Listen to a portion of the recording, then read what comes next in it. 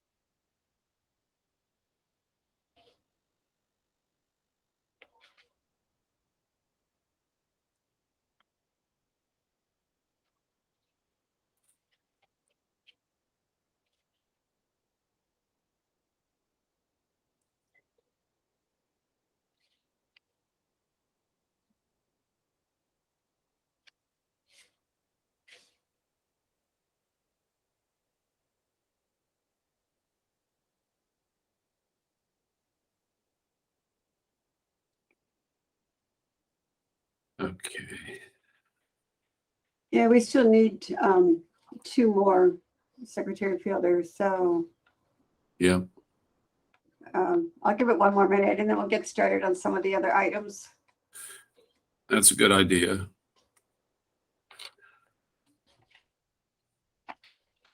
We had the 4 commissioners that notified us up front that they would not be able to attend, but Right. with Yeah. with the 8 total, we should be fine in a couple of minutes, I hope.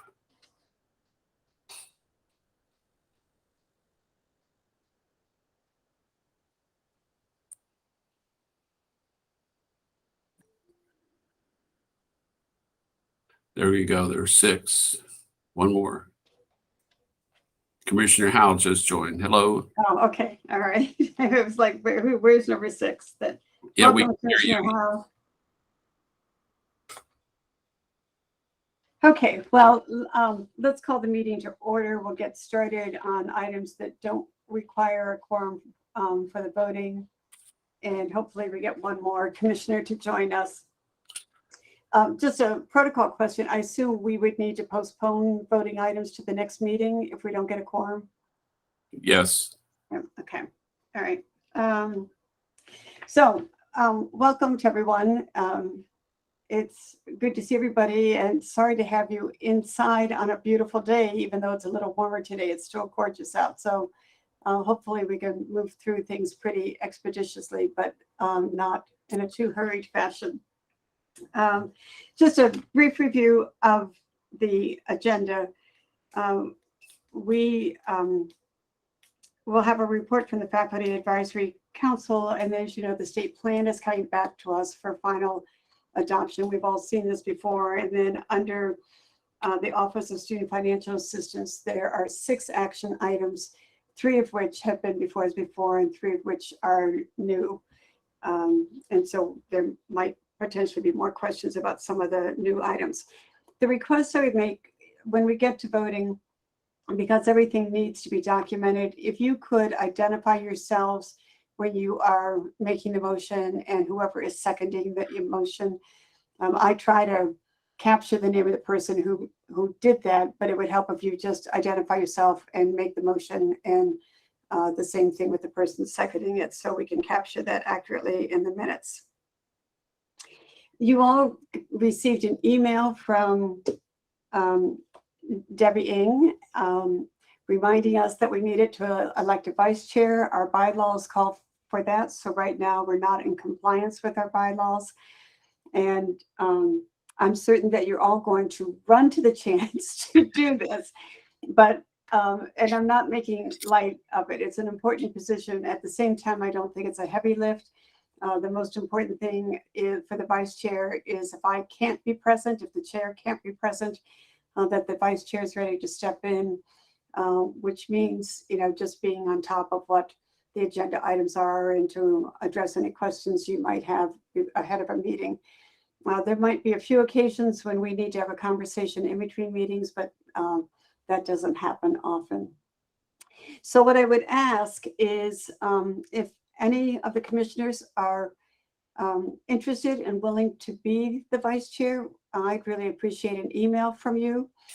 And if anybody wants to nominate someone, I would appreciate those emails also. So if you could make that a priority, maybe by the end of the week, either if you want to self-nominate or nominate someone to send that to me. And then at our next meeting, we can elect someone as the vice chair.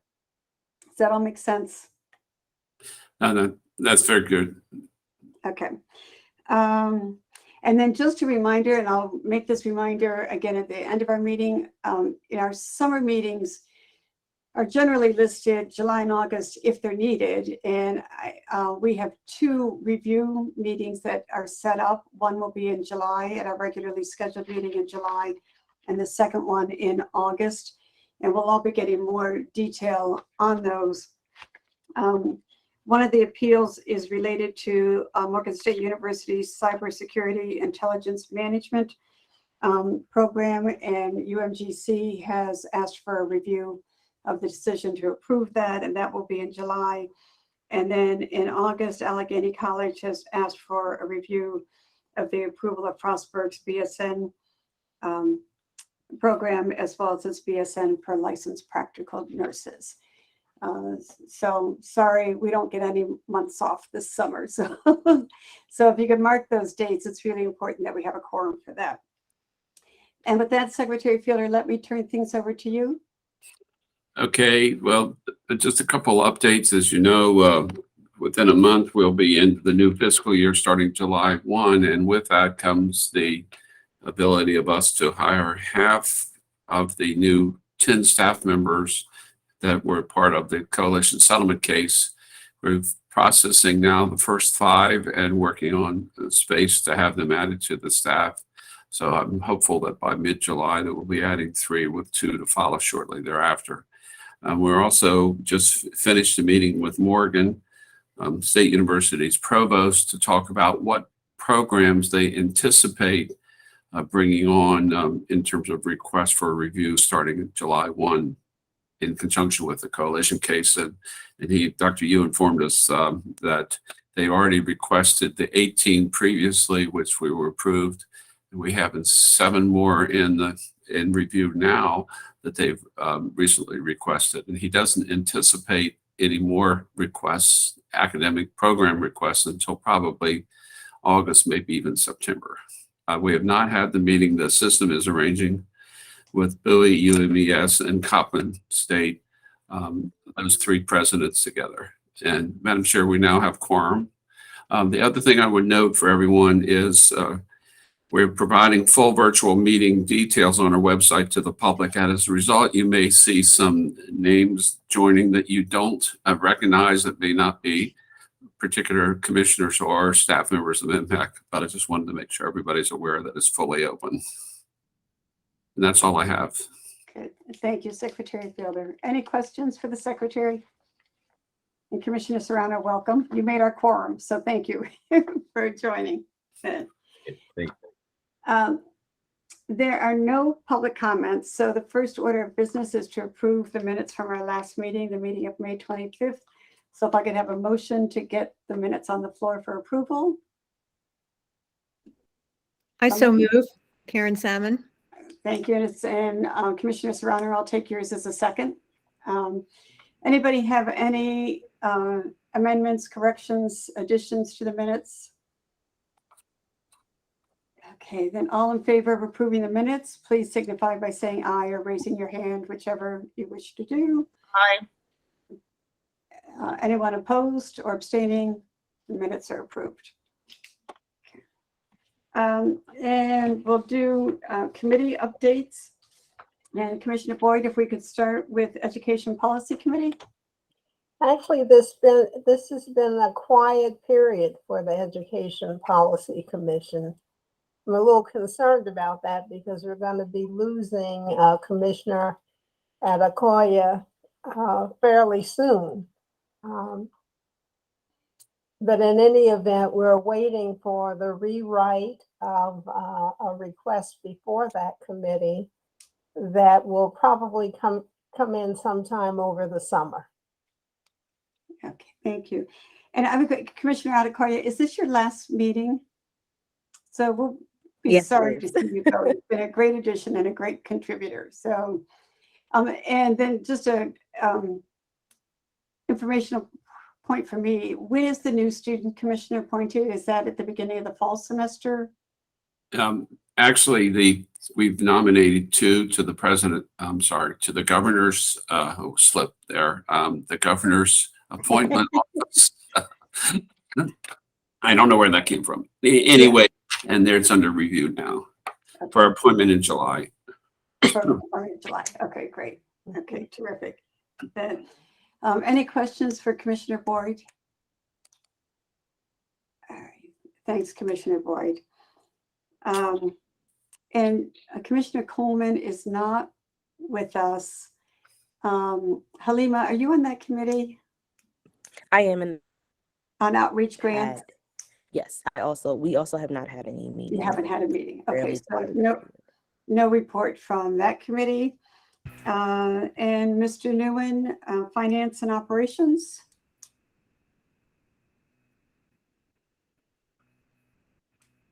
Mr. Nguyen, are you with us?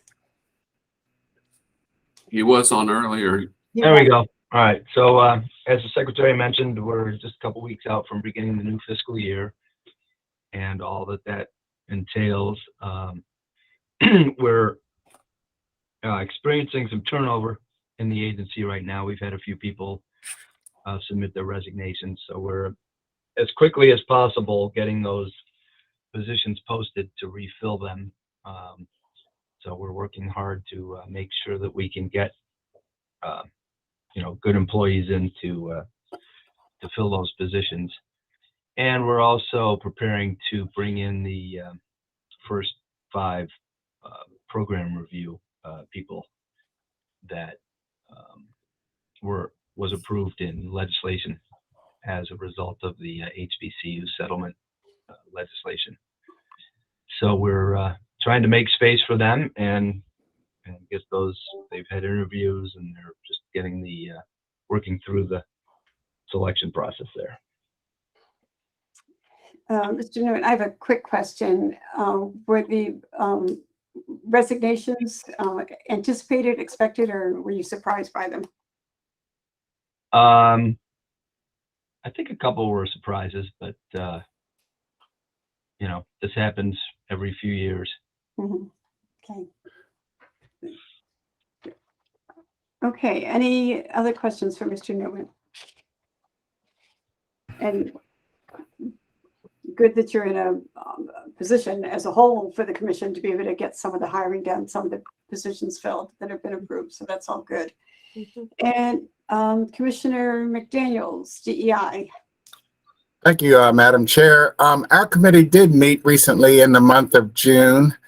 And considering that we're a relatively new committee for the commission, we continued work on our mission statement. And we expect that will be finalized by our next meeting. But we wanted to do that so we remain focused in our work as we move ahead. We also had a good opportunity as Secretary Fielder participated in our most recent meeting, and we established some goals and tactics for the balance of 2022. So we have some specific things that we want to work on before the year end. And I guess the last major thing that we covered is that we are going to reach out to DEI directors at various institutions across Maryland in the fall and invite them just so we have a greater understanding of where they are currently.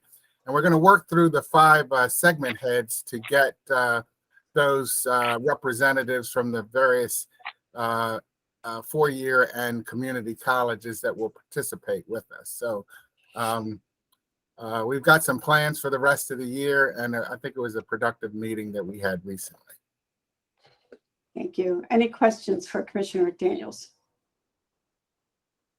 So I just have a comment. I was going through emails that I should have read earlier and just read the spring issue of the MICUA newsletter that comes out. And it's a pretty deep focus on diversity issues at the independent colleges. I found some of it really interesting to read about what they're doing. So And I think, Secretary Field, am I right that that gets shared with all the commissioners?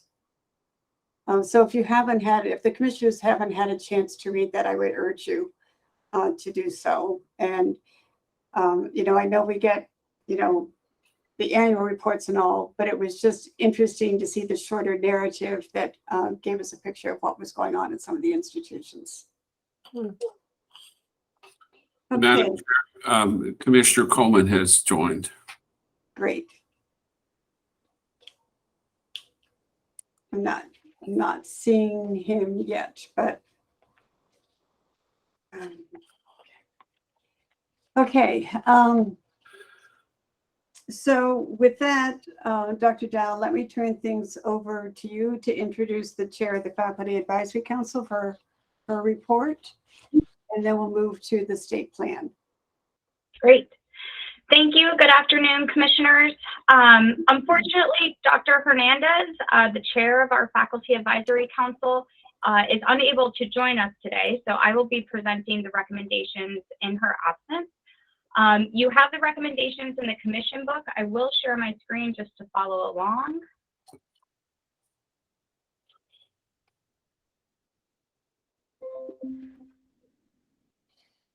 So the Faculty Advisory Council, much like the Student Advisory Council, met almost monthly throughout this past academic year. They identified some topics of interest that they think are important to the work that they do and the campuses that they serve. And so they've put together a handful of recommendations on a variety of topics. Again, much like the Student Advisory Council, these are recommendations from an advisory council to the commission for us to consider, for you all to consider, and for potentially MHEC staff to implement in a variety of ways. There were two different presentations this year around pathways from 2- and 4-year institutions. Much of the recommendations are the same from those presentations. One presentation was actually a carryover from the previous year. And so you can see those recommendations. Many of these recommendations have either been included in the transfer regulations that you saw a couple months ago, or they'll be included as part of guidance. So we've engaged faculty in the development of those transfer regulations and have already moved ahead with implementing some of these through those regulatory changes. There was also a presentation on developmental education or remedial education and the challenges that institutions face and how faculty deal with that. There were some recommendations on test optional admissions. You may not be aware, but the University System of Maryland on Friday, the Board of Regents have opted to go test optional with incoming freshmen. So there's some movement around some of these topics and some recent initiatives. Another topic that was discussed, faculty tenure, promotion, and unionization. There's some requirements for community colleges to implement or allow for unionization. And so some discussion, education around what that means, but certainly the 4-year institutions participated in those discussions and some recommendations around that. And then, of course, we had a lot of discussion that really was weaved throughout the entire year, but definitely we had a standalone discussion around social justice and systemic racism, how faculty deal with it, how they can support their students, how the campus deals with it. So some recommendations around that. Some recommendations around faculty professional development and how we can support faculty in terms of their ongoing learning as instructors in the classroom for a variety of different types of students. So again, these are recommendations for the commission to consider. I'm happy to answer questions or at least provide feedback to the Faculty Advisory Council. They'll start meeting again in September and again meet almost every month throughout the academic year. And I'll stop there and again, happy to answer questions. Dr. Dow, this is Chuck McDaniels. You mentioned in the beginning that the recommendations are for some for staff and some for the commission. How can we be clear as to where it's picked up, whether it's something that should land with the commissioners or the staff? I mean, how how are we accountable for what happens next? Thank you. That's a great question. So certainly we want this document to be a public-facing document so that everyone has access to it as formal recommendations that go from the advisory council, whether we're talking about student or commission, or student or faculty. Make sure that they are public as they go before the commission. As I mentioned, some of these we've already went ahead and adopted through either those regulatory changes or through guidance. So some of these are formal recommendations as a end of year report that we have already taken because we didn't want to wait for the recommendation to be presented to act on it. So to answer your question, I think it's a little bit of both. So if there are specific things or specific recommendations that you would want to have a further discussion on, I can provide some additional information about whether or not we as staff have made some progress or done something with that recommendation, or if it's just kind of a recommendation for the commission to consider. You'll also notice that some of these recommendations are written very broadly and are not necessarily action items for the agency, action items for the staff, but kind of general, we should all be doing these things, whether it's an institution, the agency, a faculty member as a standalone individual. So the recommendations are sometimes a bit broad, but they're intended to be recommendations from a formal group on a specific topic. I hope that answers your question. I don't think it necessarily does, but I hope it does.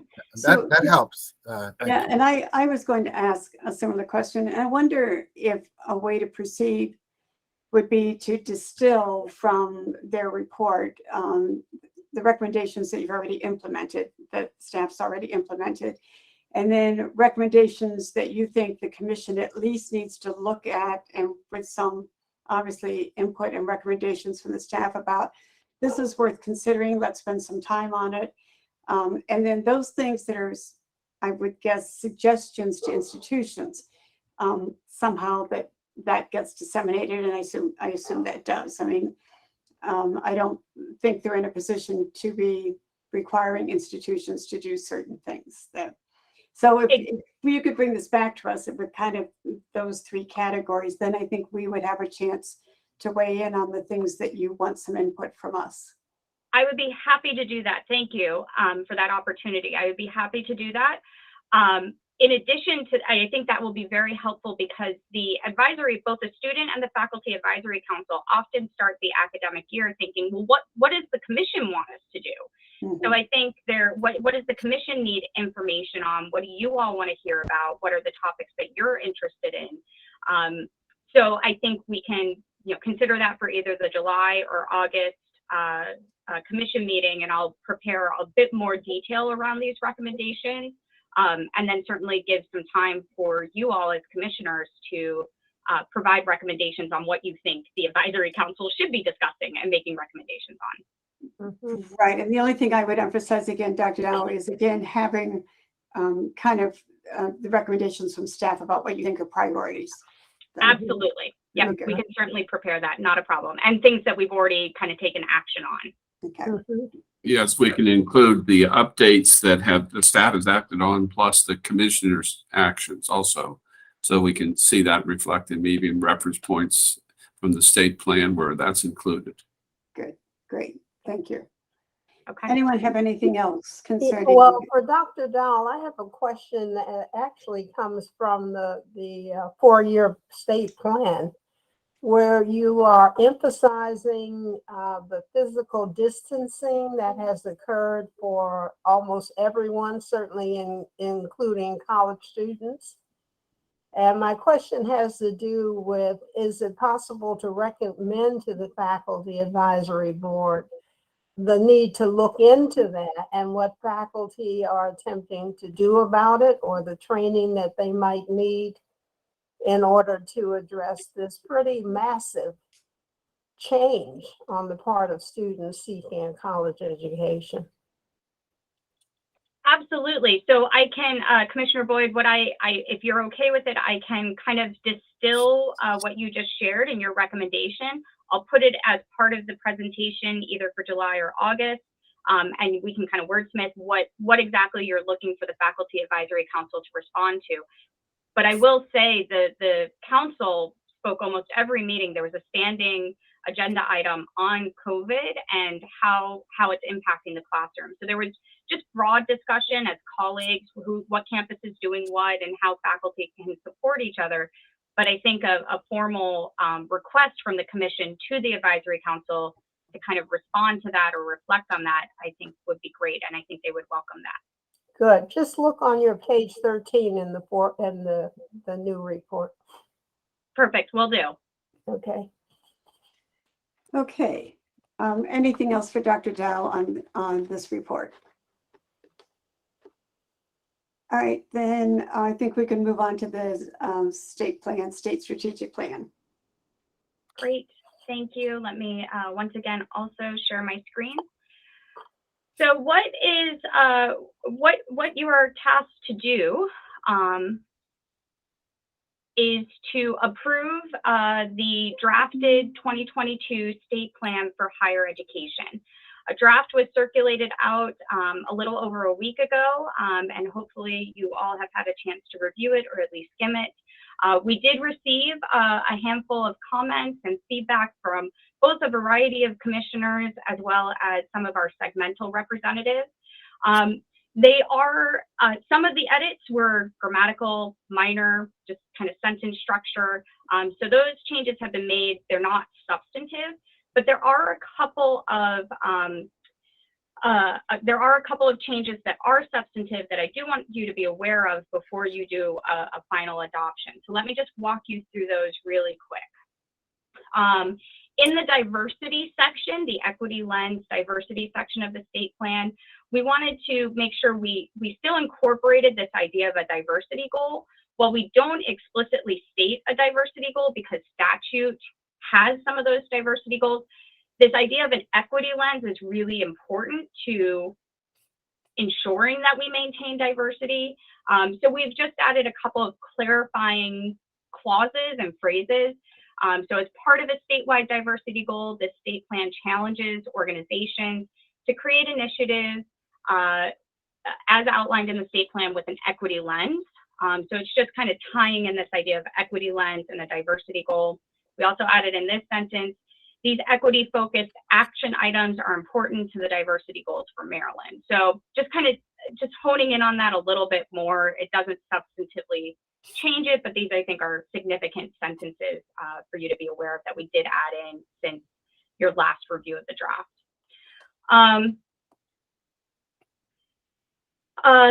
We received a comment just to clarify that Capital Technology University is a private nonprofit institution. We highlight Capital Technology University as an institution doing a really novel and innovative way to ensure that graduates are going to have the appropriate income or that they'll be guaranteed a job after they graduate. So we highlighted that Capital Technology University commitment. And so we just wanted to clarify that they are in fact a private nonprofit institution. Clarification, so we're in this section, we're talking about the transfer regulations. We have a sentence, subsequent regulations to implement the 2021 legislation. We wanted to clarify that they're kind of proposed at the time of this publication. So we just added in that clause just to give some historical context. In one of the action items, we talk a lot about financial literacy skills.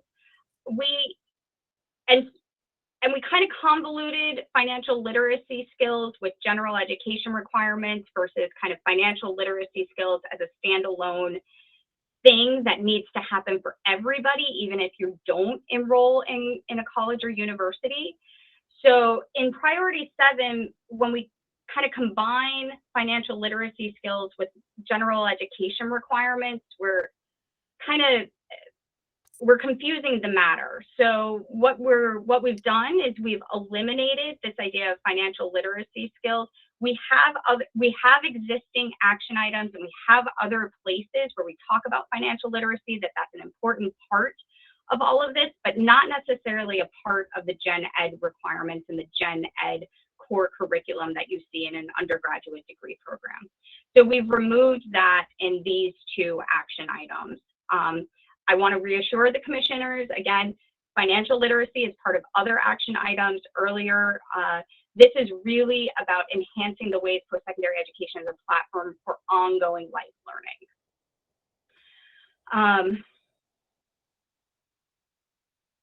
The kind of last edit is not really, again, not substantive, but we realized in the innovation section, we missed a couple of our innovative ideas that we had listed previously in the section. So we just made sure that those innovative ideas are fully included in this list of action items of things that are novel, things that campuses can do, things our agency can be doing to ensure student access and student success. I believe those are the last of the edits. Let me just confirm. Oh, one more edit. I'm so sorry. I'm taking you back up to the start of the document. We received comment from the University System of Maryland that we misrepresented how many degree granting institutions. They do count the University, UMC's, University of Maryland Center for Environmental Science, as a degree granting institution. We had noted them as a research institute, but they've asked that we recognize it as a degree granting institution. So we've just changed the numbers and provided that clarification. Let me just double check, make sure there are no other edits that you should be aware of. Nope, we're back to diversity and the diversity commentary. So with that, we are asking, let me read the recommendation in full to make sure it is correct. It is recommended that the Maryland Higher Education Commission accept and approve the 2022 Maryland State Plan for Higher Education with these discussed changes as I've just presented. I'm happy to answer questions. Good, thanks, Dr. Dow. Before we get a motion on the floor, any questions for Dr. Dow or comments? Okay, I'm going to assume that is Commissioner Serrano. Yeah, I know, like in the previous years, there's been like concerns about like parity and HBCUs, and the plan are not mentioning enough about that. And I'm just, as a quick glance of it, I don't see very much on HBCUs and funding on that. Is that for a separate document, or could that be amplified? Sure, I would suggest it would be a separate document because this is a state plan for all of higher education. This is not just a state plan for our agency. It's not, I wouldn't even consider this a strategic plan for our agency. It is a state plan with broad goals that any organization, whether you're a college, university, you're a high school counselor, you would be taking these goals and action items and doing them. So I think the HBCU conversation happens, it is relevant, but it is a different piece of this puzzle.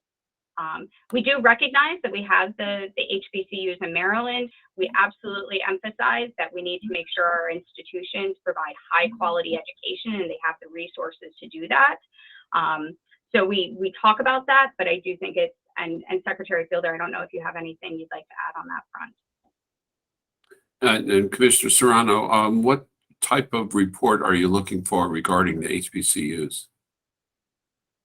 I was like more on the idea of, because I just see it mentioned like twice in the document. And I know in like, I'm just looking back a few years back, there was a idea about parity and funding, and that the state plan did not fully address that. And so I just, given the fact that that was a previous concern years back, but now like the fact that it's only mentioned twice, I just thought there was some concern about just having more language on either the settlement or the work's being done, how HBCUs become integral partners in this. Again, I think it's literally just mentioned twice in the entire document, it's HBCUs. So that was kind of red flag for me.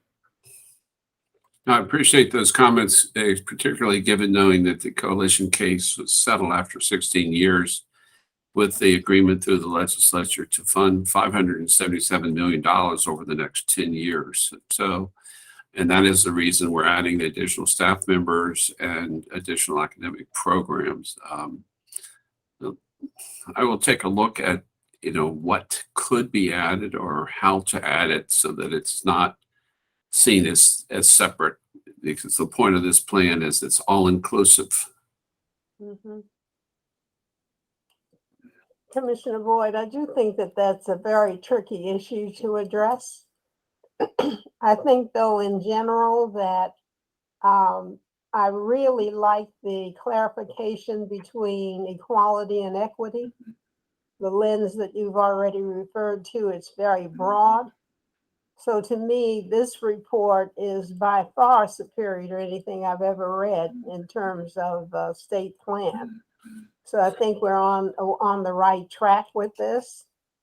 And maybe just to describe somewhere what has happened with the HBCUs, all the things that's going along might take care of some of your concerns at this point. I also think that the example of the technical Capital Technical University, no matter what the criticism is, their emphasis on the notion of internships and beginning apprenticeships is the solution to a massive problem that's existed for higher education for many, many years. There's got to be some link to the industrial world for students coming from the university. The only other piece that I could see that maybe down the road, not in this report, but coming, there really is going to be a huge a need to address why is the college education important for students these days, given the competition that's going on with industrial colleges like Big Blues campus and things of that nature. So there are many reasons that just needs to be articulated a lot clearer. So But I I would, like the action things that you have as opposed to all that terminology that sounds wonderful, but doesn't tell anyone how to carry out anything. thanks, Commissioner Boyd. I just, I wonder also, because again, this document is setting out strategy and actions for the whole scope of higher education in the state of Maryland. I wonder if some of the responsibility, accountability that Commissioner Serrano is talking about comes when there's reporting on how we're doing around the strategic plan, the state strategic plan, and issues of equitable funding and all of those things. Do we look at it by sector? That again, as we report on progress, there may be opportunities for us to really see what progress we're making across all of the different kinds of institutions.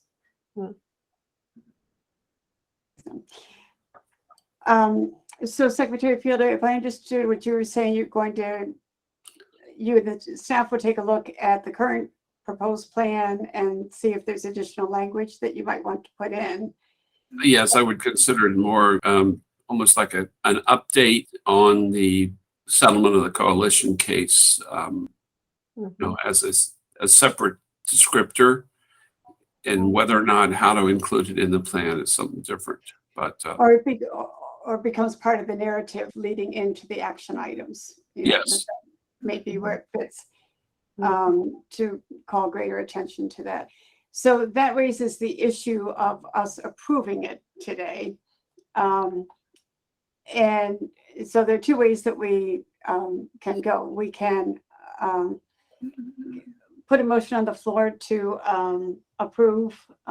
accept and approve the 2022 Maryland State Plan for Higher Education, with the understanding that there will be some additional narrative added that would be brought back to us at a later meeting, or I don't know what happens with your timelines you're under if we delayed the approval of this. So tell me what you need as a staff to move this forward.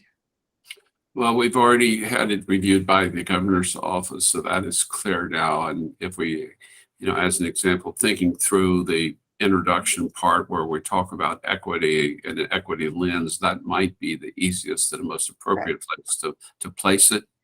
That the last 6 years has been tremendously a lot of effort put into that whole area, and that this could provide an update and further support the state plan. And as the commissioners know, we've had more attention to academic reviews and objections and so forth, which have all been primarily focused around the HBCUs also. So let me do this. Let me get the motion on the floor and then I'll make a suggestion. Would someone please move? This is Barbara Howell. I'd like to move the adoption of the 2022 Maryland Higher Education Plan with this understanding that there will be additional language inserted in the lens portion by Secretary Fielder. I don't see any problem with doing that. It doesn't make any substantive change in all of this wonderful work that has been done to put this plan together. So I make that motion. Thank you. You took care of what I was going to have to suggest once we get it on there. So thank you for that. Can I have a second? Commissioner Boyd, I so move. Okay, I think I saw Commissioner Boyd. Thank you. I think I saw Commissioner Coleman first. I'm going to take his second at this time. All right. Any other comments or questions? All right. If not, all in favor, please signify by saying aye or raising your hand or both. Aye. And any abstentions or objections? All right. Congratulations, team. It is accepted and approved with that slight addition to be added, slight but important addition added to the equity section. Okay. Thank you very much, commissioners. I really appreciate your support in this work and excited to get this out the door for campuses to adopt. Commissioner Surkamp, if it's okay, our next steps on this is that this now triggers mission statement review. So this summer, we'll let the institutions know. We'll probably give them 6 to 9 months if they do want to make any changes to their mission statement in light of this state plan. And we'll do that mission statement review at the end of next academic year. This state plan also impacts a variety of reporting requirements so that we try to ensure that institutions are reporting narratives that are in line with the state plan. And there are a couple of other elements that this will trigger. I think Assistant Secretary Newman encourages the campuses in the September meeting to provide budgetary commentary that aligns with the state plan. So you'll see this document come back multiple times and referenced in a variety of ways. So thank you very much for your support, and I appreciate everyone. Thank you. Dr. Dowd, thank you, and to every member of the staff and the other volunteers on the committees who helped pull this all together. So thank you all. And just a slight, funny, cynical comment. Good luck if you ask institutions to revise their mission statements, because you might be opening up a can of worms. So, Sorry. Okay. I have one question. Yes. I can't see who's at. Is there? I'm sorry, who's asking a question? Commissioner Coleman, I believe. Coleman? And Commissioner Coleman, I think we're not hearing everything. You froze up for a bit. We can't. Okay. Is there a plan in place? Is there a plan in place to check to see whether they are following the plans once it's given to them and given instructions? Absolutely. So one particular report that we align to is called the Performance Accountability Report that we ask institutions to do. And so they will need to now align with the state, realign. I mean, the state plan really hasn't changed all that much since the previous iteration, but nonetheless, yes, there's certainly the Performance Accountability Report. There's a Cultural Diversity, a couple of other reports that I'm forgetting where those are ways that we can measure how institutions are adopting the variety of goals and actions and priorities. Okay, thank you. Yep. Thank you. Anything else? Okay, Mr. Newman, I know we have a lot coming up under the Office of Financial Assistance, but is there anything you want to report on for finance and administration? No, I'll just introduce Donna, Okay, who is going to present 6 regulations for updates. Donna is one of the resignations that we received. So Donna will be leaving over the next several weeks to move on to other things. But I'll turn the meeting over to Donna to walk through her regulations. thank you. Thank you, Donna. We're sorry to see you go, but educate us now on what we need to do. Thank you. Donna Thomas, Director for the Office of Student Financial Assistance. The first item is the final adoption of amendments for the Janet L. Hoffman program. I am going to proceed with providing an overview and then with the recommendation. On March 23rd, 2022, the Commission approved proposed amendments to the regulations for the Janet L. Hoffman Loan Assistance Repayment Program. This program provides assistance in the form of repayment for individuals who received educational loans to pay for their educational expenses while they were enrolled at an institution.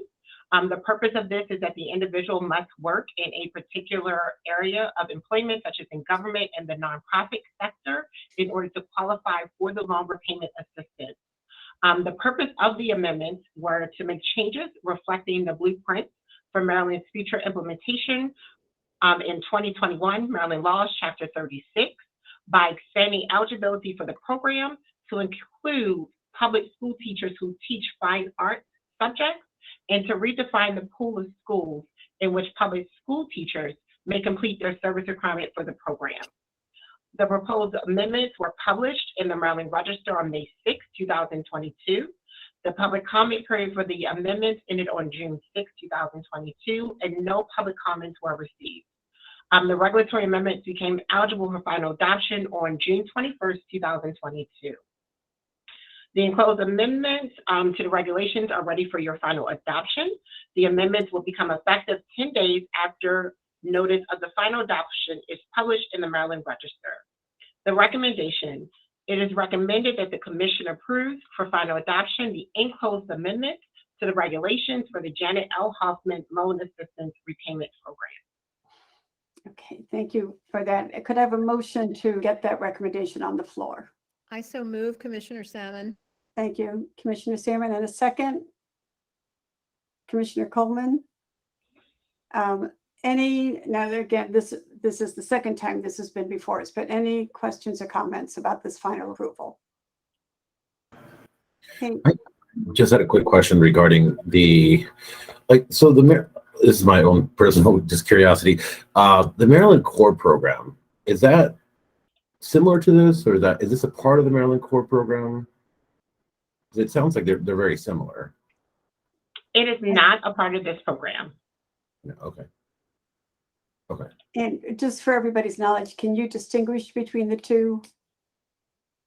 I am not familiar with all the requirements for the Maryland Core program, but the Janet L. Hoffman program is specific to individuals who work in certain fields such as teaching and nursing, and they are provided loan repayment assistance if they continue to work in certain areas, such as example for teachers, they must work in Title I schools in order to be eligible for the loan repayment assistance.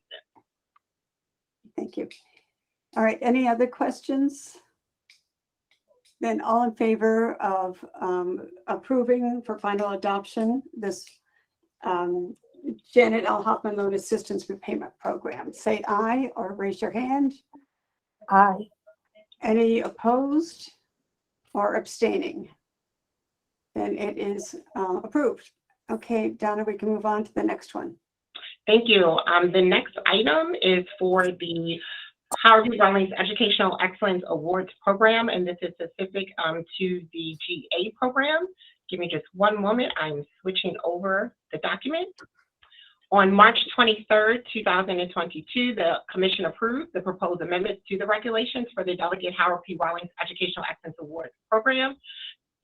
The Guaranteed Access Grant Program provides need-based financial assistance to students, and they are eligible to receive the award covering 100% of their financial needs. The purpose of the amendments is to make changes in the program that were passed during the 2021 session by expanding the eligibility criteria for secondary school students to pre-qualify for the grant prior to their senior year. This falls under the Next Generation Scholars Program, so where these individuals in grades 7, 8, 9, or 10 can pre-qualify for the Guaranteed Access Grant Award based on them meeting the income requirements, and again, in grades 7, 8, 9, or 10. The proposed amendments were published in the Maryland Register on May the 6th, 2022. The public comment period ended on June 6th, 2022. No public comments were received. The regulatory amendments became eligible for final adoption on June 21st, 2022. The enclosed proposed amendments to the regulations are ready for the Commission's final adoption, and the amendments will become effective 10 days after notice of the final adoption is published in the Maryland Register. The recommendation: it is recommended that the Commission approves for final adoption the enclosed amendments to the regulations for the Delegate Howard P. Rawlings Educational Excellence Awards Program. Okay, thank you. And if I could have a motion to get this recommendation on the floor? This is Chuck McDaniels. I so move. Thank you, Commissioner McDaniels. And if I could have a second? Second from Barbara Howe. Thank you, Commissioner Howell. Any questions or comments about this? Again, this is the second time this is before us. All right, so all in favor of approving this recommendation for adopting the amendments, please say aye or raise your hand. Aye. And anyone opposed or any abstentions? All right, the recommendation carries. Thank Donna, you. on to number 3. Yes, number 3. This one is final adoption of new regulations for the Teaching Fellows from Maryland Scholarship Program. Also on March 23rd, 2022, the Commission approved new regulations for the Teaching Fellows from Maryland Scholarship Program. This program provides financial assistance to Maryland students who, upon completion of their undergraduate or graduate teacher certificate program, must pledge to work in Maryland as a public school teacher or a public pre-kindergarten teacher. And the institution, or I should say the school, excuse me, must have students that are at least 50% of them are receiving free or reduced price meals. This particular scholarship is available to students who attend both our 4-year public and 4-year private nonprofit institution if that nonprofit institution agrees to provide a matching grant. We have had great participation over the past few years of this program being implemented, and beginning with this upcoming fiscal year, the annual appropriation has increased to $8 million. And we have seen continued growth in the number of applicants in this particular program, which we're very excited for. This program does cover tuition and fees, as well as room and board for individuals who receive the scholarship. The proposed amendments were published in the Maryland Register on May 6, 2022. The public comment period for the amendments ended on June 6, 2022. Once the public comment was received, one public comment was received from the Maryland Independent College University Association, and that comment is enclosed.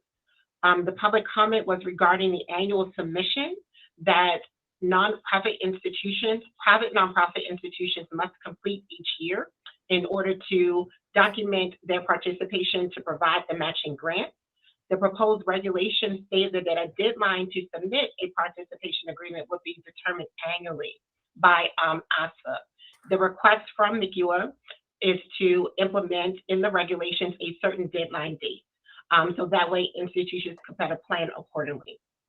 Pursuant to McEwen's request, 2 minor changes have been made to the proposed regulation.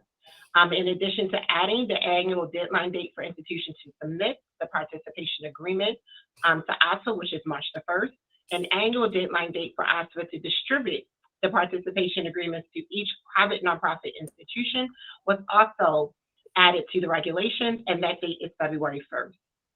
The regulation is eligible for final adoption on June 21st, 2022.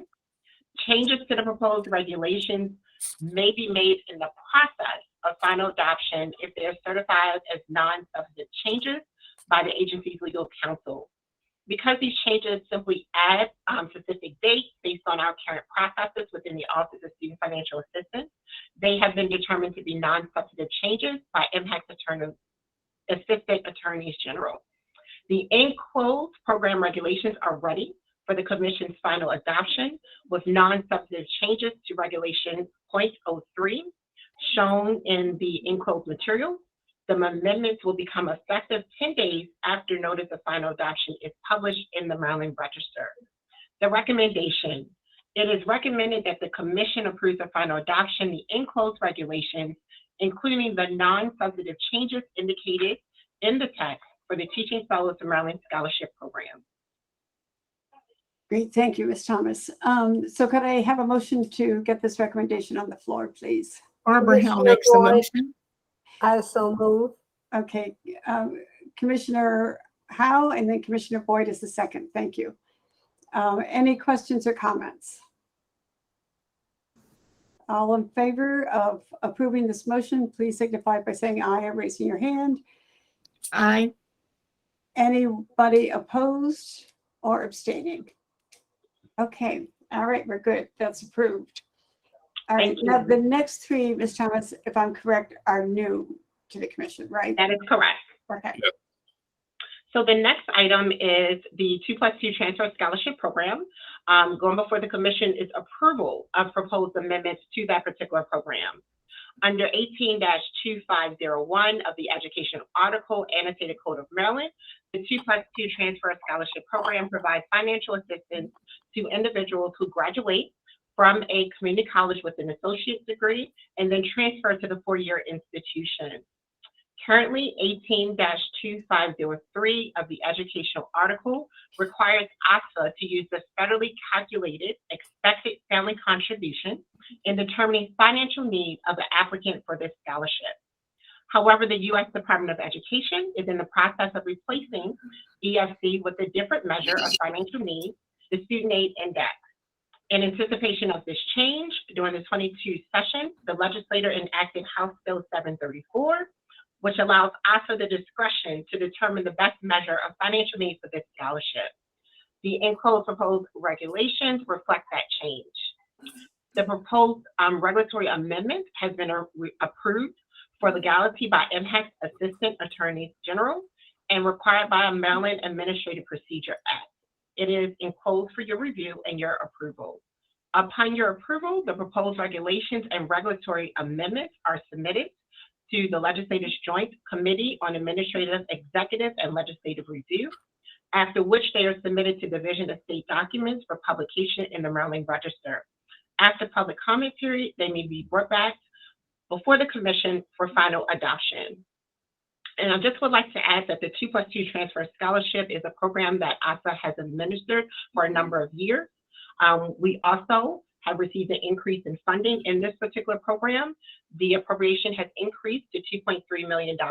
So we are looking for more students to take advantage of this particular scholarship after they complete their associate's degree at a community college. The recommendation: it is recommended that the Commission approves the publication in the Maryland Register, the enclosed proposed regulatory amendment to the 2+2 Transfer Scholarship Program, and authorizes its Assistant Attorneys General to make non-substantive edits to the proposed regulations to conform to the stylistic and formatting requirements of AER and DFC. Thank you. If I could have a motion, Commissioner Howell? Yes, when I read this, and it's probably just me and my inability to understand it, but it appeared to me that in one place it said that the FAFSA was no longer required. And then at the end of it, it said it was, and that that would be taken into consideration. So I was very confused about it. So for the 2+2 Transfer Scholarship, the FAFSA is still required for the individuals to complete in order for ASFA to determine the financial need. This specific change was made so that way ASFA moving forward can no longer or will no longer utilize the EFC calculation. And that calculation is determined based on the information that is reported on the FAFSA. And so the FAFSA is still required for this scholarship. All right. Now I understand, I think. Thank you. Well, then I guess I have a question now. Is the FAFSA being used then to determine financial need? Yes, the FAFSA will still be the primary application to determine financial need. This particular change allows for OSFA to assess the individual's financial needs using the upcoming change would be the student aid index, and then determining what that cutoff should be. We are still waiting for further guidance from the Department of Education on implementation of SAI, so we don't have a lot of the specifics on how this particular scholarship will be using SAI to determine financial needs. So that's why the regulations were updated to say we will use and identify that measure, and then we will look at the regulations later to see if we want to add any amendments to specifically state how SAI is now being used to identify the demonstrated needs. So if I understand what you're saying, at the very end, the last point under eligibility where it says have demonstrated financial need, at some point will language be added to that to indicate how that's assessed? Yes, that is the plan. Once SAI is implemented, and that additional guidance is provided to then go back into regulations and then to provide that clarification. Yes. Okay. So let me get the recommendation, a motion to get the recommendation on the floor, and then we can still handle questions or comments about it. So if I could have a motion to move the recommendation. I would make a motion to approve it as stated. Thanks, Commissioner Howe. Could I have a second, please? And Commissioner Coleman. So Commissioner Howe moved it and seconded by Commissioner Coleman. So any other questions or comments, knowing that there will be, when this all gets approved, ultimately when we know what tool will be used to determine financial need, that will be added to the language.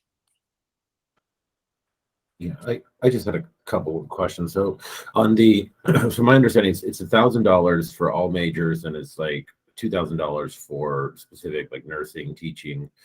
If a student comes in and says that they're doing, I don't know, say nursing, but they decide to change after like a month or so, they decide to go into just general field, what happens? Do they have to pay that money back, or like what?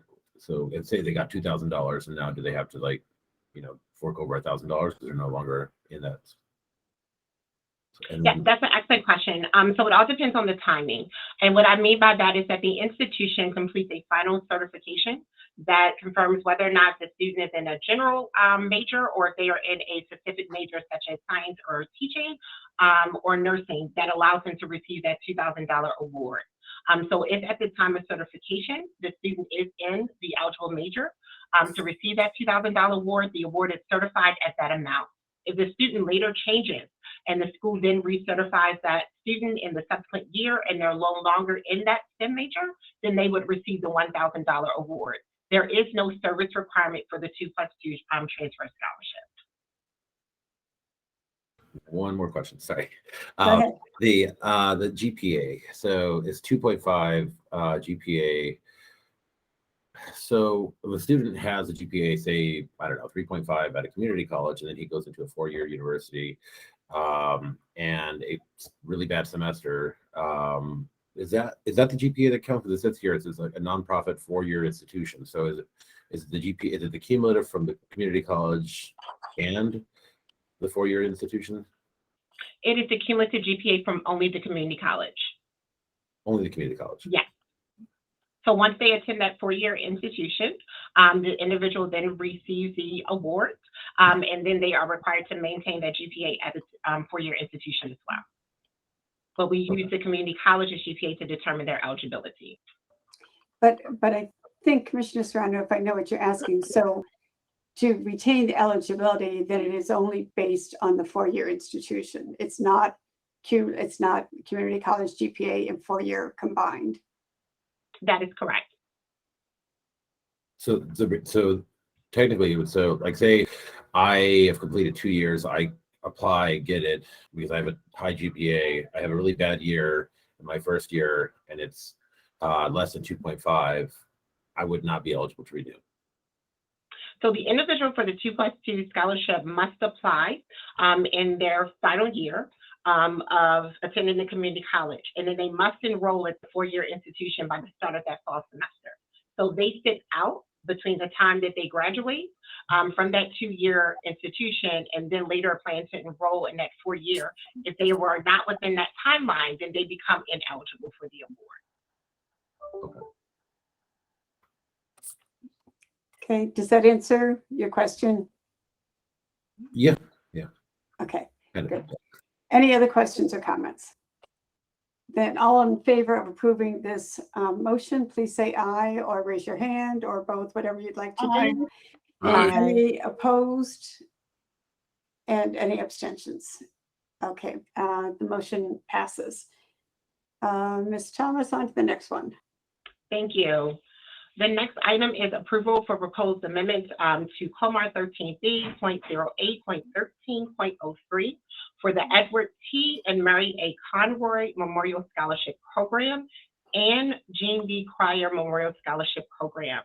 Under 18-601 of the educational article, the Edward T. and Mary A. Conroy Memorial Scholarship Program and the GMT Crier Memorial Scholarship Program provides financial assistance to certain veterans, first responders, local public safety employees and their families, and to dependents of school employees who died or were disabled as a result of an act of violence. These scholarship programs are governed under COMAR. These scholarships are available to students at degree-granting institutions only. During the 2022 session, the legislature enacted House Bill 734, Chapter 23, which expanded the eligibility requirements of the program to now allow private career schools to participate in the Crier and Conroy Scholarship.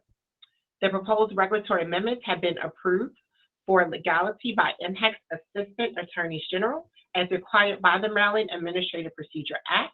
They are now enclosed for your review. Upon approval, the proposed regulations and regulatory amendments are submitted to the Legislature's Joint Committee on Administrative, Executive, and Legislative Review, after which they are submitted to the Division of State Documents for publication in the Maryland Register. After the public comment period, they may be brought back before the Commission for final adoption. The recommendation: it is recommended that the Commission approves the publication in the Maryland Register, the enclosed proposed regulatory amendment to the Conroy and Crier Scholarship Program, and authorizes its Assistant Attorneys General to make non-substantive edits to the proposed regulations to conform to the stylistic and formatting requirements of ALR and DFC. Thank you. So would someone please move the recommendation so we get it on the floor, and then I'll open it up for questions. Commissioner Boyd, I so move. Thanks, Commissioner Boyd. And could I have a second? Commissioner Coleman, thank you. Any questions or comments? And this is a fairly simple change of just incorporating private schools into the award here. All right, all in favor, please signify by saying aye or raising your hand. And Aye. any opposed? Any abstentions? All right, the motion carries. And we have one last item to consider. Yes, thank you. This is the last item for me. This item is the approval of proposed amendments to COMAR 13B.08.14 for the Workforce Shortage Student Assistance Grant Program. This program provides financial assistance to students in certain majors, such as nursing or social work, who agree to use their degree to obtain employment in their field of critical shortage in the state after graduation. The current areas of shortage include early childhood education, special education, certain teaching fields, aging services, disability services, mental health, physical and occupational therapy, nursing, and social work. Currently, MHEC's regulations for this program require the submission of a high school or college transcript and prioritize the selection of applicants primarily by high school or college GPA. Applicants are not required to complete the FAFSA, so a student's financial need is a secondary factor or it is not taken into account at all. The purpose of the proposed regulatory amendment is to provide a specific process for students who obtain their GED but have not yet enrolled in a college or university to apply for the scholarship. Because these applicants are not able to submit either a high school or college GPA, the enclosed amendment also added a FAFSA filing requirement, enabling a modification of the selection process to now prioritize applicants based on financial need rather than GPA. So this change will streamline the selection process for the Office of Student Financial Assistance, as well as to make sure that financial need is taken into consideration for all of our applicants. The proposed amendments have been approved for legality by MHEC's Assistant Attorney General as required by the Maryland Administrative Procedure Act. They are enclosed for your review.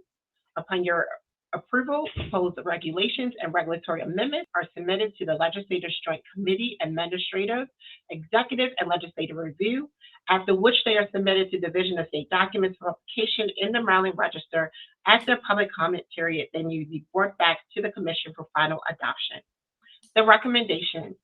It is recommended that the Commission approves the publication in the Maryland Register, the enclosed proposed regulatory amendments to the Workforce Shortage Student Assistance Grant Program, and authorizes its Assistant Attorney General to make non-substantive edits to the proposed regulations to conform to the stylistic and formatting requirements of AELR and DFD. Okay, let's get the recommendation on the floor. If I could have a motion to move. I so move. Commissioner Howell makes a motion to approve. Thank you, Commissioner Salmon. And Commissioner Howe, was it you with the second there? Yes, it was. Okay, thank you. Any questions or comments on this one? Commissioner Serrano? Yeah. So I guess I'm a little bit confused. Like, was there a problem? Was there's people with high GPAs and no financial need that were applying more than, and because I feel like we're talking about workforce shortage, right? We're saying we need people in certain industries. Why are we trying to address the issue of like folks who are who are, it seems like we're trading off like people with like high GPAs for people who have like kind of reported FAFSA of low income. Are they in competition with each other? Was there there's more folks that were, you know, are we it sounds like we're prioritizing people who are like lower income. Why the change? Excellent question. So the change is to, again, take into consideration the applicant's need based on the submission of the FAFSA. So it would allow individuals who have a greater need to be considered for the award first versus us looking at the individual's GPA. So that was the change, as well as to make sure regulations address how individuals who have a GED are considered for this particular program. And so that's where the change stemmed from. So there's still the requirement for a minimum GPA for those who have one, correct? Yes, the GPA requirement is still there. It's just not used in the prioritization when it comes to selection of the award. And the GED students apply by filling out a FAFSA.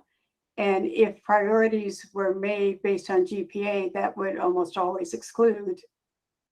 They would go to the end of the fold, yes. Yeah. And so by changing it to the need and using the FAFSA, it makes sure that those GED students are all considered in the fold as well. Right. So it's leveling the playing field. Mm-hmm. So the people who are graduating from high school, they can submit a transcript. They don't have to submit the FAFSA. The FAFSA is still required. For both? Yes. For GED and high school. Okay. Yes. Okay. Okay. Any other questions or comments? Okay, all in favor, please signify by saying aye or raising your hand or both. Aye. Any opposed? Any abstaining? Terrific. The motion carries. So, Ms. Thomas, thank you for presenting all of those and explaining them to us. Anyone have any other business for the good of the commission? Secretary Fielder. Yes, when Ms. Thomas was just speaking, she said, well, this is my last presentation. Well, I hope it's not. Since I joined it, 8 years ago at MHEC, and reflect upon some of the tremendous work that's been done, just think about the fact that under Donna's work, over 8 years now, how many, Donna, 9 or 10? 9 years in September. Yep, almost 9. 9 years. $1.2 billion, $1.2 billion of scholarships have gone to over 470,000+ students in the state of Maryland. All of those reviewed through Donna's staff. And for me, that's just absolutely wonderful knowing that that staff of a small staff is handling 26 different scholarships, and every single year, as we all know, there's amendments and changes brought through the legislature, all with the best intentions, but all with additional work for the staff. So I would like you to join me in congratulating Donna. Right. It's just a tremendous. Thank you so much. Thank you. I really do appreciate and thank you. And we twisted her arm and got her to agree to stay on through mid-August. And then I sent her the congratulatory note and said 2023, and she didn't say no. So anyway, thank you all. That's my comment. Thank you. I truly appreciate it. Thank you so much. Well, it's really good to hear that, Secretary Fielder, because it's kind of nice to have somebody that knows all those details about all the different awards and keeping us on the right track as commissioners in terms of making decisions. Your expertise is going to truly be missed. Thank you so much, Commissioner Boyd. It's definitely been a pleasure. Thank you. Donna, thank you, and best of luck to you, whatever you choose to do next. Maybe just put your feet up for a little bit and enjoy life. I don't know. So. Oh, that sounds wonderful. So there was something in there about following a PhD in young children. Yes. There you go. Well, now good luck with that, especially. Good. Thank you. Anyone have anything else for the good of the cause today? Right. Then just a reminder of two things. I will expect that by the end of the week, I at least have a couple of self-nominations or nominations made by others on behalf of someone else for the chair, vice, or for the position of vice chair. And then we'll elect the vice chair at our next meeting. And then we will be meeting in July and in August on those dates, July 27th, August 24th. We have review meetings at each of those. And I know we'll be getting a lot of material to prepare for those. So with that, if there's nothing else, I'll entertain a motion to adjourn. Don't make me do it. Thanks, Commissioner Serrano and Commissioner Cohen seconded. So we are adjourned. Good to see you all. Thank you all. Everybody have a great summer. Yep, you too. Well, we'll see you during the summer. Right.